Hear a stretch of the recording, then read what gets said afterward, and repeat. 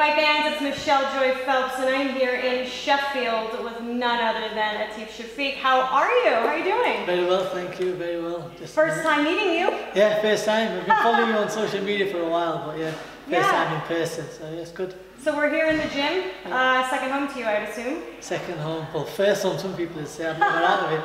I'm here more than I'm at home. But yeah. Why boxing? Why did you choose boxing? Well, I started off at kickboxing when I was about 11 years old. My dad took me down to the gym and I was pretty good at that. I won the British title in kickboxing when I was about 14 years old.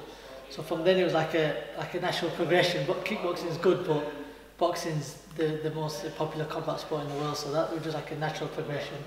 Moved over to boxing when I was about 13, 14 and boxed every week almost. My first amateur fight I had like 18 fights, which I think is at the limit. And my second year I had 16.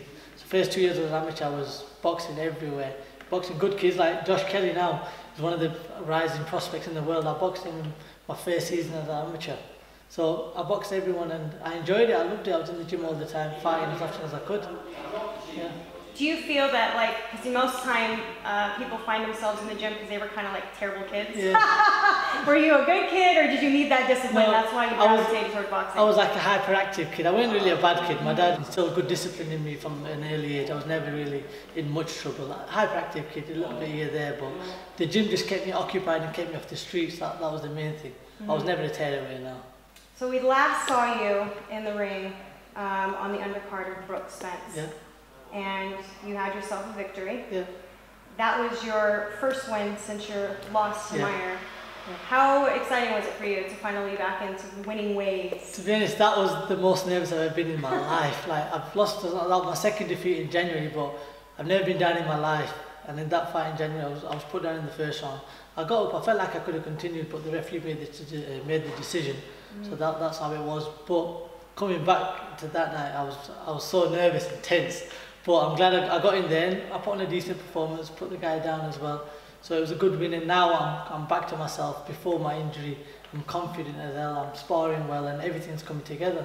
So yeah. What do you learn from being around the likes of, you know, Billy Joe Saunders, Kell Brook up here? I mean, what have you learned the most? It's amazing. You just pick up little things without knowing it. Because I've been training with Kell Brooks for the last 8 years now. And for the last 5 years as a pro, I've been all these training camps, so you see what it takes to get to the top level, and I believe I've got what it takes, and the hard work I put in day out anyway. So like now Billy Joe's he's fighting in December, and the runs that he's doing, the sparring he's doing, you just see it and it motivates you and it helps you push when you're tired. Like you see it and you want to be where they're at, so you do what they do. What do you guys do on your spare time? To be honest, me, I'm like a homeboy, so I'm home. I just rest, I put my feet up, I watch some TV series, or just movies and TV series for me. I don't really get out much. No? Yeah, I enjoy my home comforts. Well, what do you guys do, like, as a whole, like the whole, well, at the like moment, the stable? I'd imagine it's kind of, it gets exciting. Like, obviously when we go away to training camp, we do some mad stuff. I've got to keep it off camera because some of it's a bit X-rated and a bit more than it should be. Okay. Not X-rated in that way, not like X, but a bit over the top. Yeah. We have fun, we have a good time and a good laugh when it's time to have a laugh, but we also get the serious work done when the time needs to be. There's a lot of sacrifice that comes with boxing. What would you say is your biggest sacrifice? It's a good question. My biggest sacrifice. To be honest, I love boxing, so I don't see anything as a sacrifice. Obviously, the diet, when you've got to diet, so now, food. So now I'm dieting, I'm fighting in 2 weeks Friday, so I've got to sacrifice the food that I want to eat. I can't eat that. What's your favorite food? I like pizza. I'm a pizza person. I like pizza. That's no good because then obviously all the dough is heavy for you. No, it's not. I can't eat no pizza when I'm dieting. So at the moment I'm on like the pastas. So it's Italian. Yeah. It's Italian, but yeah, pastas, salmon, sweet potatoes, and all that. But the sacrifice right now for me is just the food. Growing up, who would you say was your biggest influence in boxing? In boxing, I can remember watching Amir Khan when he was in the Olympics in 2004, and they were my early memories of boxing. I don't think I started then, but I can remember him being like, he was an inspiration, being like the first Pakistani boxer over there and winning the silver medal in the Olympics, and then he was only young as well, so that was an early inspiration, 100%. And obviously Naz. Speaking of Amir Khan, I mean, and your stablemate, Kell Brook, I mean, what's going on there? What's your opinion on the whole situation? It's crazy. Like, I know Amir as well. Like, I'm friendly with Amir, so it's a crazy. The fight needs to happen. Like, right, especially now. There's nowhere else for Amir to go, but he seems to be going left, right, and centre. Like, Kell wants to fight. Kell's wanted to fight for years.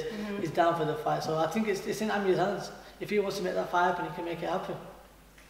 In the lightweight division, what type of statement are you trying to make? Because right now you are considered one of boxing's most promising prospects. Yeah, we're getting there, but I think hopefully this fight is around 10 stone, just over 10 stone. 6 rounds, get that out. But early next year, there's talk of good competitive 10-round fights, British title eliminators, and in them fights in the lightweight division. But I think by the end of next year, I should be winning the British title. That's my aim for next year. For the fight fans that are watching, what would you like to say to them? Just thank you for the support and keep supporting. Watch out. I'm going to be British champion next year. This time next year I should be British champion. Thank you so much for your time. I appreciate it. It was nice meeting you finally. Thank you. And I look forward to covering your career in the coming years. Thank you very much. All right, Cheers, thank you. Michelle. Bye, fight fans. Hey, fight fans. It's Michelle Joy Phelps. And if you haven't already subscribed to my YouTube channel, make sure you go ahead and do so by clicking right here.